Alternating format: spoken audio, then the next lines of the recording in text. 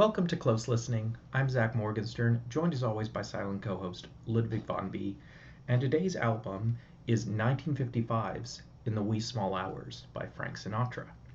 Now, if you're used to the kind of reviews I post to this channel, you might say, Zach, Frank Sinatra? Isn't that a little weird? Isn't that jazz? Don't you do music from the rock and roll era? And to that, I would say two things. One, genre is messy. Who decided that rock and roll and singer-songwriter and country and reggae, et cetera, are all sufficiently related, but jazz is fundamentally a different kind of thing? The other answer I have to that question is there's a very particular reason I wanted to listen to and review this album. And you may notice I actually get kind of frustrated reviewing this album because it's not the album I want it to be. So if you've clicked on this because you are a Frank Sinatra fan or you are a jazz fan and you're frustrated with my negativity, please know I'm not trashing all Blue Eyes here. I very much like his music in general. You'll come to see that insofar as this commentary is a bit negativity, it's because I was expecting something out of this record and it wasn't that. Doesn't mean it's not good at what it is, it's just not good at what I expected it to be. And I promise I will get to that in a hot moment. So this album opens with its title track, In the Wee Small Hours. I like it. It's a very gentle sounding song. It actually reminds me of Dick Van Dyke, like singing a lullaby in something like Chitty Chitty Bang Bang. It's also funny when you're used to rock and roll music, when you're used to solos being played on either the electric guitar or the organ, hearing a whole ensemble of strings do the solo, it catches you off guard. It's charming. I'm pretty sure the most famous song on this record is track number 2, Mood Indigo. So there's certainly overlap between the first two songs. They're songs about romantic loneliness. I remember as a little kid when I listened to jazz music, it always made me feel very melancholy. It kind of put me off to it. And I don't know, maybe it was because my parents played jazz when it was later at night and it was dark and the darkness was giving me depression. And when you look at the lyrics to the song, the subject matter is on the melancholy side. But then when you listen to the actual music, when you get accustomed to this jazz sound, this song is actually surprisingly bright given its supposedly melancholy subject matter. You hear the thick strings, the tingling piano. And so how do you get this combination of moods? Well, I think what makes Mood Indigo such a great song is that it's about the idea of taking sadness and turning it into art. So what do we call sad music? We call it the blues. Now, blues is understood as a genre of music, but I think what the writers of this song did is they turned it into a literal color and said, how about instead of singing about the color blue, we're singing about the color indigo. So it creates this image in the head of someone working in color. The blues become a color. This statement of sadness becomes a painting. And suddenly the sorrow doesn't feel that sorrowful anymore. On a related note, track number 3 is called Glad to Be Unhappy.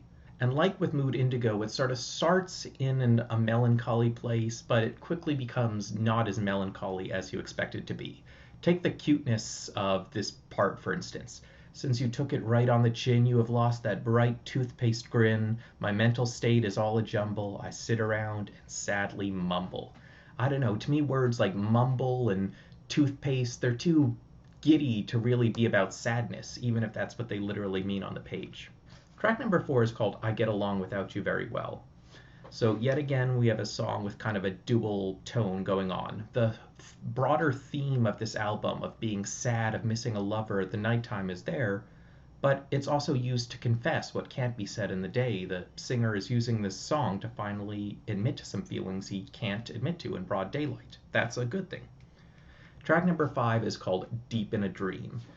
So we get a bit of a change in the mood here. There's this kind of mysterious orchestral opening, but otherwise it's, par for the course. Kind of like track 4, it's about finding a state where you can admit to feelings that you normally wouldn't feel comfortable admitting to. Track number 6, I See Your Face Before Me. The record is starting to get repetitive.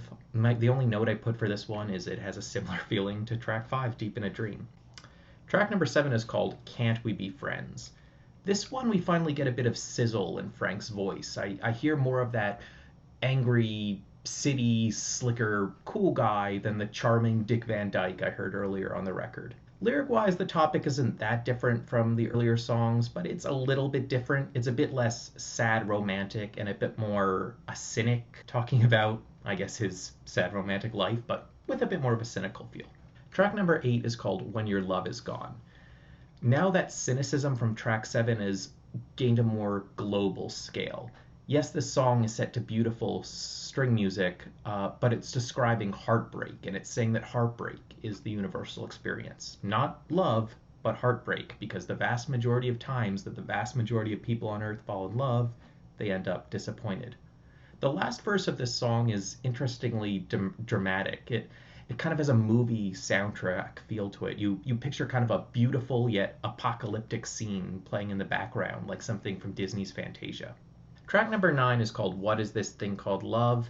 Starts with a haunting flute intro, and then you get some bright piano vamping, but after that little bit of musical variation, more of the same old in terms of lyrical subject. Track number 10 is called Last Night When We Were Young.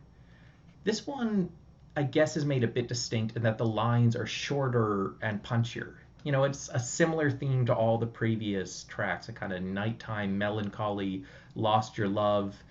But I like that because the lines are a bit shorter, it has a bit of a lost for words feel to it. It really makes you feel the emotions. It doesn't spell them all out with the lyrics. Track number 11 is called I'll Be Around. This one, if there's something that makes it different, I guess it has a kind of confidence to it. That title, it sounds like it could be a Motown hit. I'll be around. And like with track 10, the words feel a bit more concise. And on top of that, the instrumentation is a bit more muted, giving it more of a folk era feel than a jazz feel. Track number 12 is called Ill Wind. So 10, 11, and 12 make for a nice trilogy of more concise lyrics, and I think Ill Wind takes that to the extreme where the lyrics are actually kind of uninteresting. It just takes this one metaphor. Windy, gray, dreary day. That's how I feel. But in its stiltedness, it does conjure up an interesting emotional picture. Track number 13 is called It Never Entered My Mind. Nothing to say here, very similar to all the other tracks on the record. Track number 14 is called Dancing on the Ceiling, and though I knew it was not going to be, I kind of wish this was going to be the Lionel Richie song. But, it has a touch of, I think, vibraphone or maybe glockenspiel in it, so it gives it a kind of bright music box feel. It still has that melancholy thing going on that the rest of the songs do, but it doesn't directly say the melancholy. In this one, the singer is imagining his lover dancing on the ceiling, and the subtext is that he's imagining her because they are no longer together. He's sad, he misses her, the melancholy is there. But this song is a bit more interesting because the lyrics sort of push that melancholy into the subtext and allow you to bask in the optimism of the singer's imagination. Track number 16, this album closed with This Love Is Mine.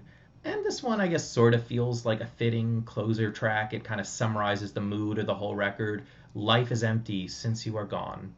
I also like that Frank Sinatra puts the most emphasis into what feels like the most minimal lyrical lines, this part that goes, oh, the night. Like, he really accents that oh.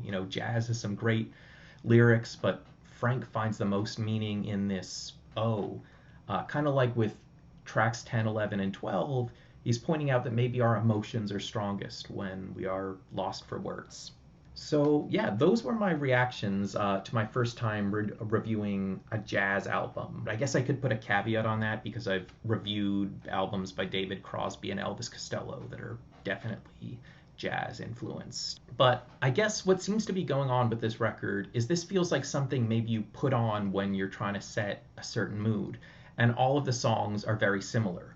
And if you're reviewing this the way you might review a more contemporary record, you're going to get frustrated with this repetition, as you saw me doing. But I guess if the point of this was to put in the background of a 1950s party that just wanted a serene, jazzy feel, maybe the point was kind of to have a bunch of similar songs that ran on for a sufficiently long time before you had to put on a new record.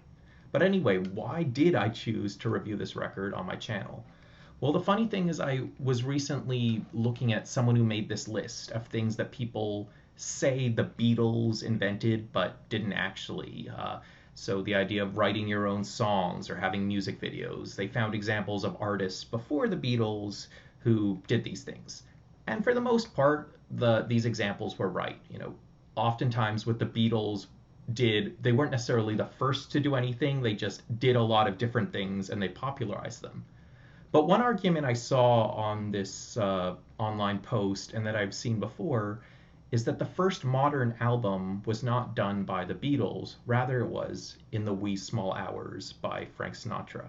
I think part of that refers to the literal technology, like the size of the record that was used and how it played. But also what they were arguing is this album is not just called something like 16 songs by Frank Sinatra. It has this art of Frank's holding the cigarette, standing out in the melancholy night, and it has this themed selection of songs. So the person on the post was arguing Frank Sinatra recorded the first concept album, therefore Frank Sinatra kind of invented the modern album. But I think that misses the point of what the Beatles albums were about. Because if you look at an album like Revolver or Sgt. Pepper's Lonely Hearts Club Band, they don't have a straightforward, repetitive concept in the way In the Wee Small Hours does.